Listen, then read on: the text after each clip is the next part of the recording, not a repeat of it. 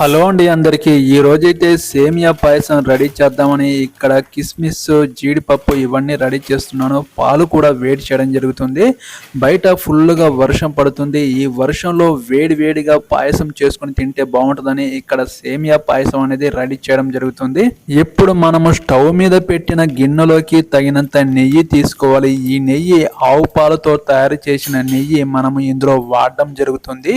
ఈ నెయ్యిలో మాత్రం మనము జీడిపప్పు, కిస్మిస్, సేమియా ఇవన్నీ వేసి కొంచెం ఆ నెయ్యిలో మనము వేడి చేయడం తిప్పడం జరుగుతుంది. చూస్తున్నారు కదా, ఇందులో సేమియా కూడా వేసి అన్ని మిక్స్ చేసి కొంచెం నెయ్యి పట్టేంత వరకు వేపాలి. ఇలా నెయ్యిలో వేపితే ఆ కిస్మిస్, జీడిపప్పు, సేమియా చాలా బాగుంటుంది. ఇప్పుడు మనం వేడి చేసిన పాలని మాత్రం సేమియా, జీడిపప్పు, కిస్మిస్ వేపుడు చేసిన గిన్నెలో మనం వేడి చేసిన పాలని పోసుకోవాలి.